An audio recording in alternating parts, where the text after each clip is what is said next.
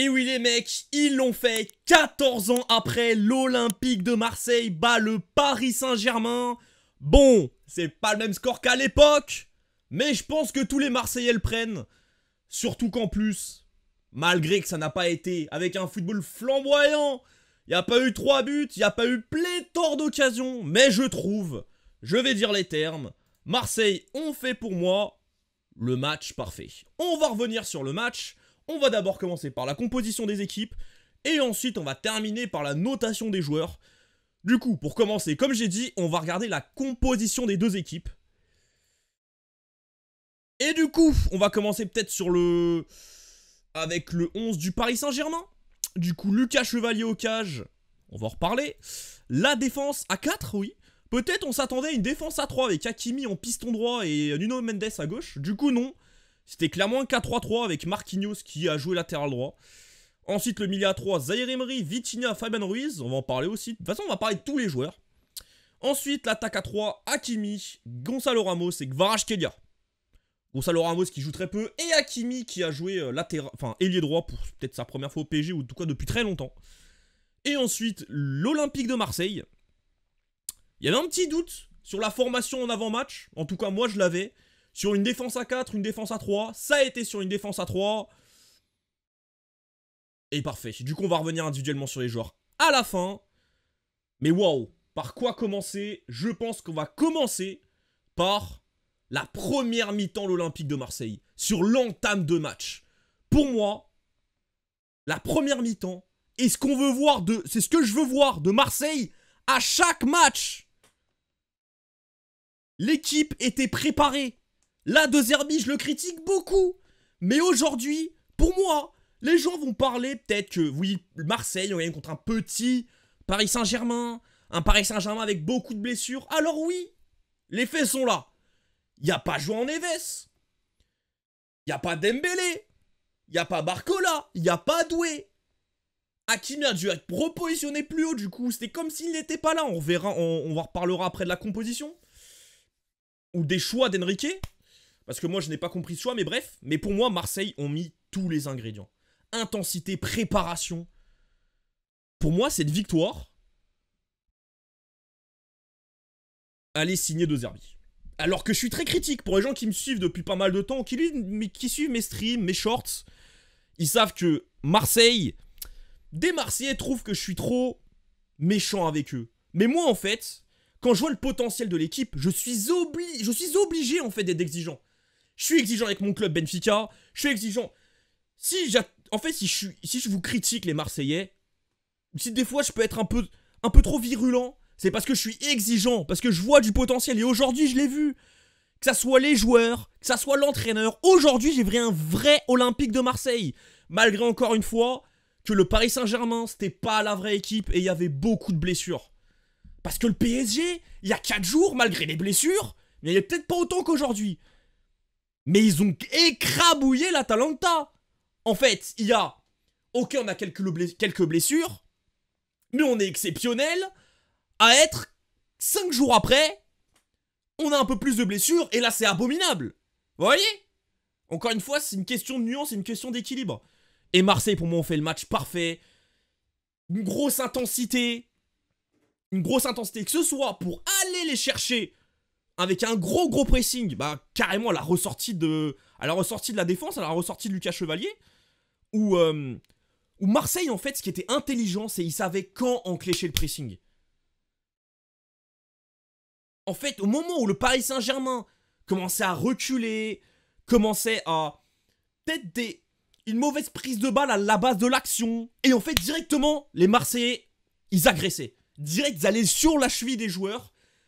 Peut-être des fois un peu trop, hein. Peut-être en première mi-temps, pour moi, il y a des cartons qui manquent côté parisien, côté Marseille, et surtout à Heiberg. Mais du coup, oui. Et si, justement, ils n'avaient pas pressé pendant tout le match. Justement, ils ont été intelligents. Et moi, la force, surtout pour moi, c'est que c'était un espèce de bloc médian avec des lignes très resserrées. Et en fait, le milieu de terrain ne touchait pas les attaquants. Pour moi, c'est dû aussi au fait que peut-être les joueurs parisiens n'étaient pas au niveau. Fabian Ruiz et Warren Zaïre Emery, sont complètement passés à côté. En fait, ils avaient cette intensité-là. En fait, la partie défensive du Paris Saint-Germain et offensive était complètement déconnectée. Kvaratskhelia, on l'a jamais trouvé dans la profondeur. Gonzalo Ramos, on l'a très très peu vu. Hakimi, on l'a vu, mais malheureusement pour lui, on l'a pas vu dans des bons coups. Et pour moi, la mi-temps de Marseille, et Paris n'a rien eu en première période. Et Paris n'a rien eu. Et Marseille aurait même pu avoir le 2-0 avec la transversale de Gouiri. Et pour moi, vraiment, la première mi-temps de Marseille, c'est une leçon tactique. Et là, les équipes qui vont affronter Paris prochainement doivent clairement s'inspirer de ce qu'a fait l'OM aujourd'hui. En fait, savoir presser intelligent, y être très agressif, mais à partir d'une certaine à partir d'un certain endroit dans le terrain. Et pas n'importe où. Les 4 là, regardez, je vais vous montrer. Les 3 de derrière et les 4 étaient très regroupés en fait. Il y avait très peu d'espace pour les Hakimi, Gonzalo Ramos ou Kvaratskhelia. Ou même un des milieux de terrain. D'habitude, c'est Fabian Ruiz. Dès ce joueur qui fait le lien. Là, c'était impossible. C'était impossible. Parce que Paris manquait aussi d'intensité, on va pas se le mentir. Voilà, malgré que pour moi, voilà, comme j'ai dit, on doit pas trouver des excuses pour le Paris Saint-Germain. Mais il faut être aussi objectif. Il y avait de la fatigue en jeu. Notamment dans ce truc-là où les milieux de terrain... Et en fait, il y a plusieurs phases, notamment en deuxième période, où Paris avait des transitions, avait des attaques, où justement ils arrivaient à casser ce milieu de l'OM, où c'est vrai que ça a moins bien fonctionné en deuxième mi-temps, et les milieux de terrain ne suivaient pas les attaquants. Et même en première période, de temps en temps, hein, il y avait des situations, tu vois, Kvaratskhelia était peut-être lancé, ou peut-être en recherche de combinaison, mais en fait, ils avaient personne. L'équipe ne suivait absolument pas. Je pense ça, c'est dû à la fatigue. Mais comme j'ai dit, pas que les gars. Pas que. Et franchement, après en deuxième période, bon, voilà. Du coup, j'ai parlé de la première période. Ensuite, en deuxième période, c'est vrai que c'était quand même... Des gens vont peut-être dire que le match était décevant, mais moi, j'ai trop aimé cette partie tactique. En fait, en me disant, comment le Paris Saint-Germain va pouvoir, en fait, contourner ce bloc équipe de l'Olympique de Marseille. Et côté Marseille, tu te dis... Attends, ils vont vraiment le faire, là? Du coup, ouais, moi, ça m'a entretenu dans le match. Peut-être des gens n'ont pas du tout aimé. Des gens neutres. Par exemple, moi, je suis ni pour le PSG, ni pour l'Olympique de Marseille. Mais j'ai pris mon pied. J'ai vraiment bien aimé le match. Et en deuxième période, là, par contre, Marseille a clairement mis le bloc bas. Ils ont clairement resserré. Là, c'est le truc que je disais en première période où ils allaient chercher. Quand ils sentaient que le Paris Saint-Germain n'était pas... Les joueurs à la relance n'avaient pas une bonne prise de balle ou que les joueurs doutaient. Là, les mecs, ils sont restés bloc bas, bloc médian intense à la limite. Mais en réalité, les gars, je crois que je n'ai pas de souvenir d'une occasion nette du PSG en deuxième période. Et il faut savoir bien défendre. Parce qu'il nous montre l'exemple, le Paris Saint-Germain depuis le début de saison. Malgré la fatigue, un manque de préparation. Contre les blocs bas, ils arrivaient, hein. Il y a des matchs, c'était un peu compliqué. C'était, je crois, contre Angers. C'était le match contre Angers à domicile. Le match contre Nantes aussi, il n'était pas hyper simple. Et là, ils l'ont pas fait. Marseille a su les bloquer, les gars. Il faut dire les termes. Et ensuite, ils auraient même pu tuer le match, les mecs. Ils auraient pu même tuer le match en deuxième période. J'ai un souvenir d'un super retour de Zabarni sur Greenwood. Et aussi, à la fin, c'était qui, les mecs? Et à la fin, c'était Aubameyang. Encore un super retour de Zabarni. Et aussi, une troisième même, à la toute fin du match, où Lucas Chevalier sort une putain de parade. Du coup, les mecs, pour moi, l'Olympique de Marseille a mis tous les ingrédients. Et du coup, là, je pense que j'ai à peu près tout dit sur le match. Il y a encore des choses à dire, mais je pense que ça vient avec les joueurs. Du coup, on va noter les joueurs, les amis. On va noter les joueurs. Du coup, j'ai envie de commencer par le Paris Saint-Germain. J'ai envie de finir en beauté. On commence avec les critiques. Du coup, je suis Lucas Chevalier, les mecs. Bah, écoute le but. Écoute le but. Et moi, il a sorti un arrêt, comme j'ai dit. Il arrête le 2-0. Mais en fait, c'est lui qui enclenche tout le film. Parce que Marseille, peut-être... On voit un Marseille, depuis le début de saison, où c'est beaucoup à l'émotion... Ça a toujours été comme ça, l'OM. Et c'est aussi dans le positif comme dans le négatif. Est-ce que s'ils marquent ce match-là, le match, ils se le ramènent comme ils l'ont amené ensuite en première période? Je ne suis pas sûr. Du coup, Chevalier, mon gars, t'es au Paris Saint-Germain. On est dans l'exigence. T'es pas à Lille, tu fais, tu fais une erreur qui coûte un but. Et derrière, t'en sauves 3. On va pas te souligner tes 3 arrêts. On va te souligner ton erreur. Du coup, Lucas Chevalier, je lui donne la note de 4, peut-être. Non, on va rester plus méchant. On va lui donner la note de 2. En réalité, il coûte le match. Faut être très honnête. Ensuite, on va faire vite. Hein. Pas de chaud, notamment quand je vous ai dit l'Olympique de Marseille qui agressait, qui attendait justement de presser au bon moment, le bon timing. Ils ont été très intelligents. Et moi, ce qui m'a surtout impressionné, c'est que c'était vraiment toute l'équipe qui suivait. C'est pas un joueur qui pressait et ensuite, non. C'est toute l'équipe avait cette intelligence d'en fait de lancer le pressing tous au même moment.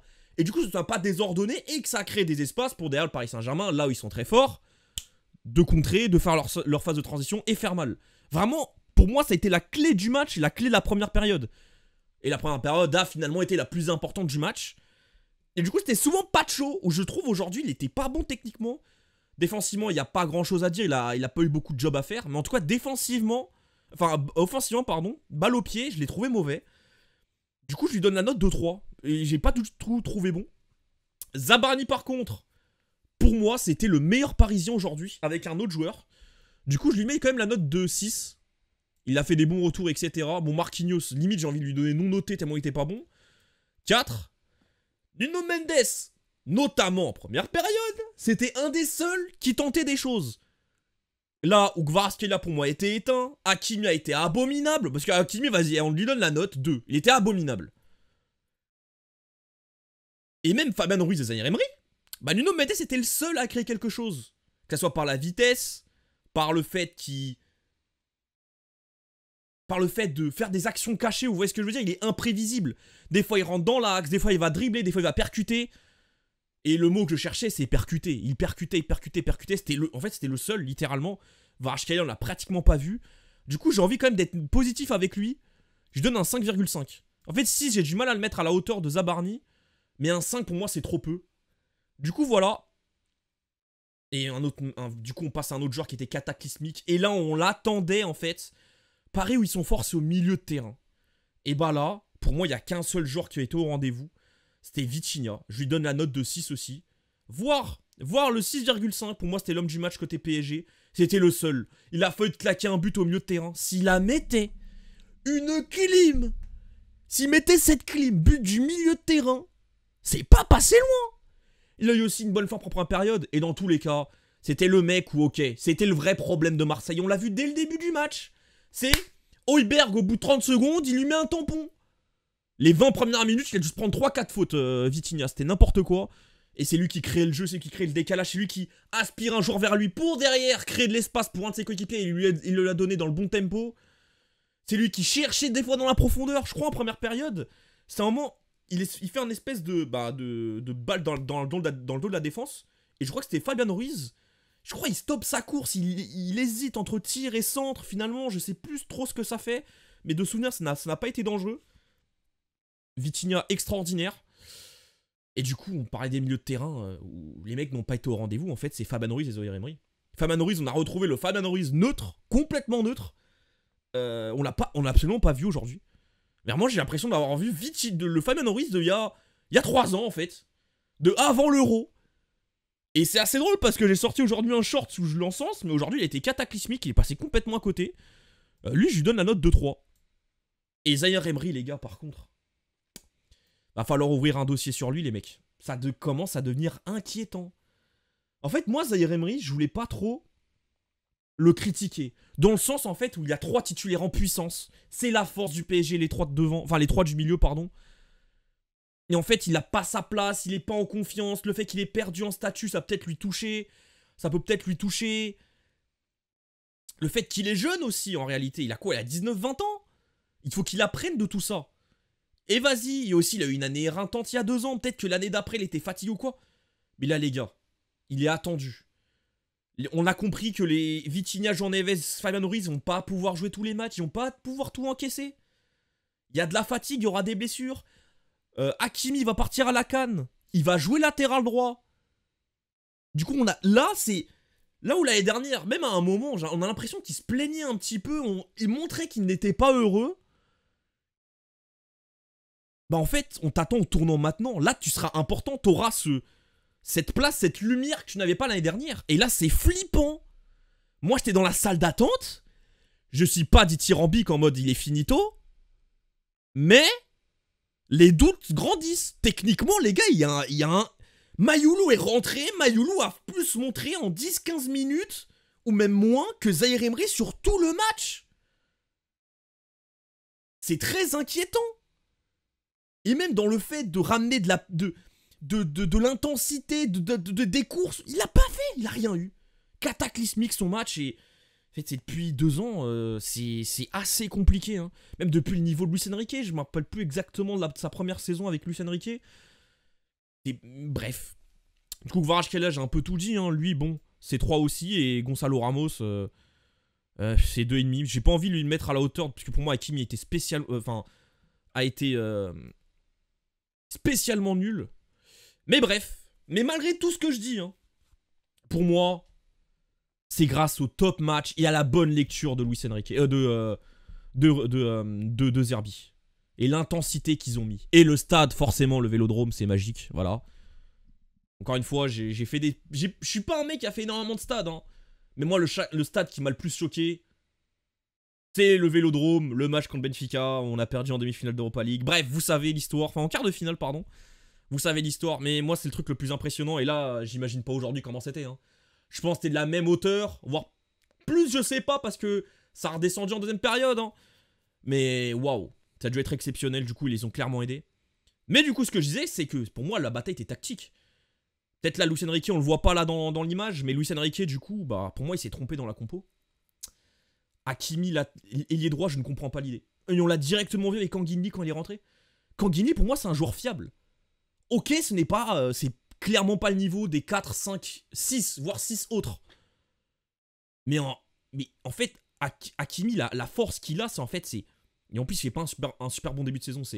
Il revient de l'arrière, en fait. Sur tout ce qu'il fait. Le fait de l'abattage. Le fait qu'il rentre dans l'axe, qu'il prend le couloir. En fait, c'est parce qu'il vient de l'arrière. En fait, il doit totalement réapprendre. Et en fait, le fait qu'il a Hakimi à ce poste, déjà, il met pas un ailier droit. Du coup, tu perds un joueur. Et en plus, tu mets pas Hakimi dans les meilleures conditions. C'est comme si dans ta compo, tu pars sur... En fait, par ton choix, tu tues 2 postes. Littéralement. Parce que Marquinhos, ça servait à rien, latéral droit. Il a servi à absolument rien. Je crois que je l'ai vu qu'une fois vraiment monter où il s'est proposé, il a reçu la balle. Et du coup, j'ai pas compris ça. C'est là où pour moi, il a fait une grosse erreur. Pour moi, il a fait une grosse erreur. Mayulu sur Zaïre Emery, c'est logique de mettre Zaïre Emery. À ce moment-là de la saison, c'est tout à fait logique. Par contre, dans quelques mois, on en reparlera. Mais là, c'était logique. Par contre, le fait d'avoir mis Hakimi, ailier droit, et de ne pas avoir mis latéral, et de ne pas avoir mis Kanguini, pour moi, c'est une erreur. Et on l'a vu très clairement. Hakimi savait pas garder la balle devant. En fait, c'est pas pareil de tenir la balle. En fait, il n'est pas habitué à tenir la balle sous le pressing dans cette zone du terrain. Le fait qu'il n'ait pas un coéquipier devant qui aspire... Là, les gars, c'était lui, la cible numéro 1, en fait, du défenseur qui était sur lui, en fait. Du coup, bref, et De Zerbi, de toute façon, je l'ai dit à l'avant-match, match parfait, l'intensité, savoir quand enclencher, quand savoir attirer le Paris Saint-Germain dans son camp. Et du coup, en fait, il y a le moment de savoir presser haut, mais aussi le moment de savoir presser bas. En fait, Paris arrivait assez facilement, au fur et à mesure du match, de se rapprocher là dans cette zone-là. Faire un espèce de U ici. Mais justement, en fait, Marseille, au moment où Paris peut-être trouvait des joueurs dans les intervalles ou quoi, c'était trop intense, ils étaient obligés constamment de rejouer vers l'arrière. Et non, pour moi, c'est une leçon tactique qu'a fait De Zerbi. Pourtant, je suis très critique, comme je l'ai déjà dit. Et on va du coup noter les joueurs de Marseille. Hein. On va peut-être faire aller un peu plus rapidement. Aurélie, je l'ai pas beaucoup vu, mais bon, je vais quand même lui mettre la note de 6. Parce que peut-être on l'a pas beaucoup vu avec ballon, j'avoue que je n'ai même pas souvenir d'une occasion avec... Enfin, d'une action avec lui, balle au pied. Mais si le milieu de terrain était fort, et notamment dans l'intensité à fermer les trous, c'est qu'en fait Aurélie était l'homme de l'ombre. Du coup, très bon match. Timothée Weah, les mecs. quand il est bien utilisé, regardez ces deux derniers matchs. En fait, Weah, et moi ce qui me dérangeait dans la recrue, en fait, dans le moment où ils l'ont recruté, c'était pas le fait, la qualité du joueur. Pour moi, c'était le prix. C'était beaucoup trop cher. Même moi, je lui vois une valeur. Mais la valeur, en fait, c'est pas un joueur qui, quand l'équipe va mal, le mec va pouvoir sauver l'équipe. En fait, c'est un genre de collectif. Et bien utilisé, encore une fois, dans la même semaine, et contre des équipes comme le Real Madrid et le Paris Saint-Germain, il a fait un top match. Il a complètement éteint Kvaratskhelia. Et il a même éteint Nuno Mendes à plusieurs fois, il a su l'arrêter. Et Nuno Mendes, on sait à quel point il est pratiquement inarrêtable. Du coup, Weah, 6,5, top match de Timothée Weah. Ensuite, Pavard, très bon match, très solide, 6. Balerdi, il a très mal commencé. Vraiment, il a 3 fois, il peut crever l'équipe. Hein. Sur une perte de balle, sur une possible faute. 2 fois, je crois qu'il perd 2 fois la balle. Hein. Dès l'entame de match, dans des zones très chaudes. Du coup, je lui donne moins que son coéquipier Pavard, mais je donne 5,5. À un moment, il fait un super tacle sur Kvaratskhelia, il partait tout seul. Il a eu la lecture. Du coup, il faut valoriser. Il a eu quelques sauvetages. Balle au pied, il s'est pas chié dessus au fur et à mesure du match. Et lui aussi. Parce que quand je parle d'agressivité, de savoir presser au bon moment, il y a les milieux de terrain, mais les défenseurs, de jaillir au bon moment et de mettre cette intensité face au PSG, le joueur du PSG qui étaient dos au jeu, pour les obliger à rejouer vers l'arrière et ne pas arriver à se retourner. Balerdi, bah, bon match. Et Aguerd, putain, les mecs. Top match. 7, hein. 7 pour Aguerd. Top match. Un autre joueur qui a été extraordinaire, et j'ai la même note que Weah, c'était Emerson Palmieri. Moi, je vous avoue, j'avais un a priori hyper négatif sur lui, les mecs. Bah, pour l'instant, il fait fermer ma gueule. 2 matchs. Il a même pas une préparation, je crois. Il a même pas une vraie préparation. Il est revenu de blessure. Il te sort 2 matchs comme ça. Il connaissait pas l'équipe. Ultra solide. Rugueux. Très intelligent. Chapeau. Pour moi, en réalité, il y a que Paixão qui a raté son match. Pour moi, il était à l'envers. Mais bon, c'est sa première, on va pas être méchant. Juste quelques red flags sur l'intelligence et la qualité technique. Je ne comprends pas le prix du transfert. Je ne comprends toujours pas. En fait, je comprenais pas le prix de transfert déjà. Mais encore moins après ce match. Mais bon, on va pas tirer des conclusions maintenant. Et Guiri, allez, je lui donne 5. Il a fait un bon match quand même. Greenwood, par contre, j'ai oublié, pardon. Greenwood, match solide. Il a été très important en transition. Il a su garder la balle. Celui qui fait la passe D sur l'erreur de Chevalier. Bon match. Et Rulli, pour moi, bah frère. En fait, j'ai envie de lui donner homme du match. J'ai envie de lui donner homme du match. 8. Et encore, pour un gardien, est-ce qu'il peut faire plus? Balle au pied, il était plutôt serein, sauf une fois où il met Balerdi un peu dans la difficulté en début de match. Mais sinon, les mecs, tous les arrêts. Parce que Paris n'ont pas eu pléthore d'occasions nettes. Mais il a fait les erreurs, il a fait les arrêts qu'il fallait. Il a fait les sorties. Il a fait les sorties qu'il fallait. Il était hyper rassurant. Et dans ce Marseille-là qui réagit beaucoup à l'émotion, avoir un gardien aussi fiable et qui ne flanche pas, bah en fait, automatiquement, ça donne un regain à cette équipe. Et ouais, Rulli, mec, il faut se rendre compte, à l'Ajax, apparemment, c'était abominable. Les supporters l'insultaient, ils voulaient qu'il parte. Et à l'OM, je vais dire un truc, hein. Mais depuis l'année dernière, il est top 10 meilleur gardien au monde, il est peut-être pas 10ème. L'année dernière, Marseille est dans son fauteuil de 2ème position pendant pratiquement toute la saison. C'est grâce à Rulli. C'est grâce à Rulli. Et là, il repart sur la même dynamique. Il faut se rendre compte du gardien que c'est. Il est extraordinaire. Et c'est fou. En fait, pour moi, là, j'ai l'impression qu'il y a eu le mariage parfait. En fait, Rulli, c'est un Argentin. Et les Argentins, on sait, ils ont cette électricité. Cette folie. Il faut... Et en fait, je pense qu'il fallait avoir des supporters comme ça, aussi électriques que les Argentins. Et le mariage Marseille-Rulli est parfait. Marseille avait besoin d'un gardien comme ça. Et Rulli avait besoin d'un club comme ça. Et du coup, ça donne ce que ça donne. Il est extraordinaire. Sincèrement. Du coup, voilà les mecs. J'ai tout dit. Match historique. Oui, Paris ont eu des blessures. Oui, ils ont gagné avec... Pardon. Ils ont gagné avec quand même... le match était spécial. Mais il fallait le faire. Ça reste tout simplement historique. Ça faisait 14 ans. 14 ans, les gars. J'avais 11 ans. J'imagine, là, il y a des supporters de l'OM qui n'ont jamais vu leur club gagner contre le grand rival. Du coup, oui, c'est historique. Malgré tout ce qu'on peut dire. Et ouais, bravo aux Marseillais. Ils ont montré l'antidote aux adversaires du Paris Saint-Germain, tout simplement. Et ça implique beaucoup de choses, hein. Le Paris Saint-Germain, on va peut-être reparler un jour, mais peut-être que Paris aurait dû recruter des joueurs.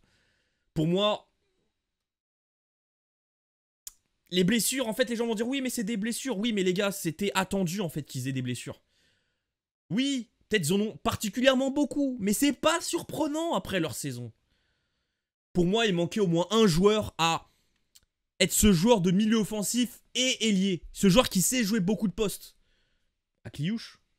Mais bon, apparemment c'était trop cher, mais au moins avoir un joueur de ce profil-là, ils ne l'ont pas fait. À voir si ça va pas faire du mal à la suite de la saison, mais je pense que ça peut donner un coup. En fait, je sais pas. Je sais pas si ça peut donner un coup, puisque Paris ont montré être très très fort mentalement ces derniers mois. Mais bon, il y a la fatigue mentale aussi. On verra ça. Mais bref, les mecs, c'est le premier débrief que je fais 100% exclusivement sur YouTube. J'espère que vous avez kiffé. Désolé si ça n'a pas été parfait, je me suis répété, il y a eu des bégaiements. Peut-être que je suis pas super à l'aise à chaque moment.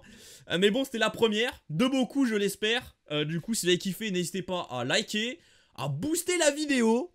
Voilà, il y a un nouveau truc sur YouTube, on peut booster les vidéos maintenant apparemment. Bah booster, moi j'ai jamais fait, mais faites-le pour soutenir la chaîne, n'hésitez pas les mecs. Et voilà, et à bientôt pour une nouvelle vidéo, pour un nouveau débrief. Et voilà, et lâchez en commentaire si c'était mérité. Votre homme du match. Y a quoi d'autre à dire, je suis pas habitué moi. Bref, allez, ciao les mecs. Et bravo l'Olympique de Marseille.